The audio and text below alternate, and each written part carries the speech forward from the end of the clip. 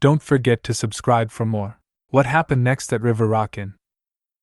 Yelp reviews after the episode were mixed, with some diners noting long waits and food issues, while TripAdvisor reviews were allegedly more positive. The original TripAdvisor page seems to be gone. The hotel introduced a loyalty program for regular diners and a new menu. The River Rock Inn closed in December 2014, reopening under previous ownership as the Laurel Country Inn, which received mostly positive reviews on Yelp and allegedly TripAdvisor. Their page is also gone. In 2021, the location was sold, and now, La Posada and Felix's Cantina operate there with mixed Yelp reviews. Reviews about the hotel experience appear non-existent. River Rock Inn aired on September 3, 2012, was filmed in January 2012, and is Hotel Hell Season 1, Episode 5. Now let's read some reviews for the River Rock Inn. My husband and I ate here tonight after we realized it was one of the inns from the show. Hotel Hell. We are huge Gordon Ramsay fans. We can't speak for the hotel portion, but we enjoyed our dining experience. The fried calamari was fabulous. It is drizzled in a chipotle yola that was the best thing I ate all night. We both enjoyed our soup, although my French onion was far better than my husband's exotic mushroom bisque. We both ordered steak, and they were delicious. Mine was a ribeye with a blue cheese butter and truffle oil fries, amazing. My husband loved his New York strip with Parmesan mashed potatoes, too. Our waitress was great. My only complaints are that the room is hot. There was an odd smell when we walked in, and our water didn't have ice. So, a quick trip to the store for ice, fans, and an air freshener would do the place well. Overall, we enjoyed our time there and left happy customers. This was an awful experience, I would have to say the worst first impression ever. The restaurant was 80% empty. About 5 tables were full. I stood in the hallway for 15 minutes waiting for someone to help with the table.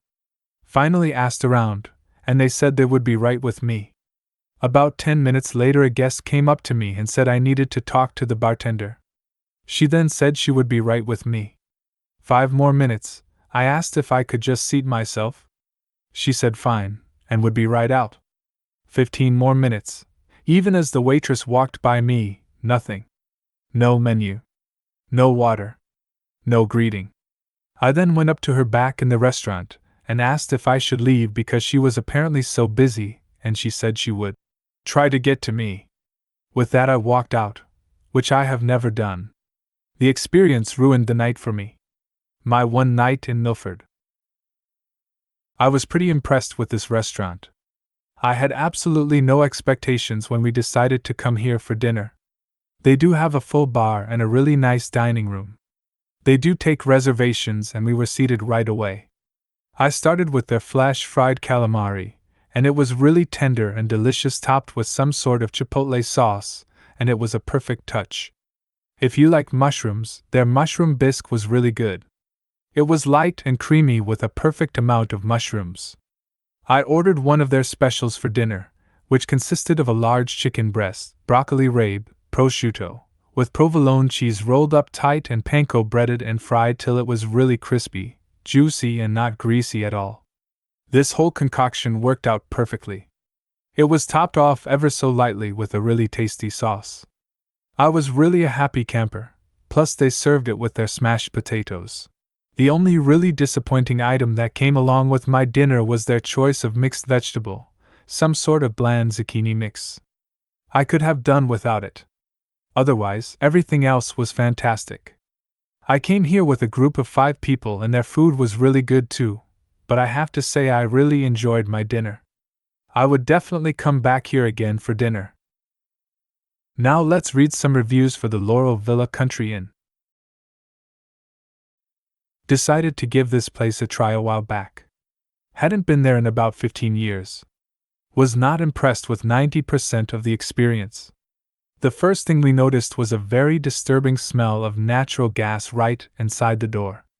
We were told it was there all the time, but not coming from the building and that they don't even use natural gas. Makes me wonder what they cook with. The decor was rather humdrum and drab for such an historic location. not in keeping at all with the era of the architecture.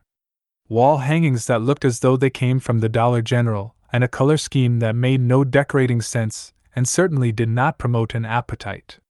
We ordered 2 appetizers. The waitress made an error and brought us 3, which included an order meant for another table. Turned out the one we didn't order was actually quite good. The others, not so much. Their custom of placing a bottle of olive oil on the table for bread dipping, a tired custom, done in too many restaurants, kind of backfired on them as it was way past rancid.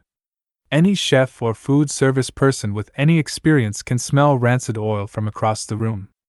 I cringe to think how many people actually ingest this carcinogenic crap on a regular basis without even knowing it. Worse, is the chef, owner, actually cooking with it.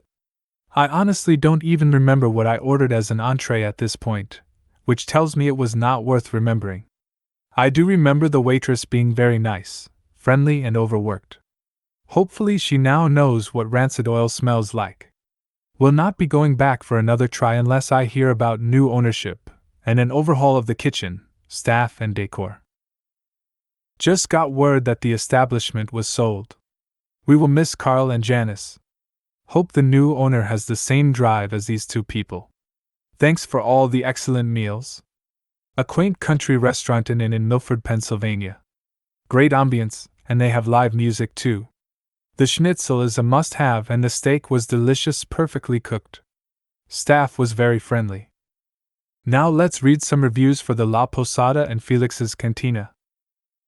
Came for the Poconos Restaurant Week and I will definitely be back. Started with a caramelized pineapple martini that was really good. I thought it might be too sweet, but it had a nice balance.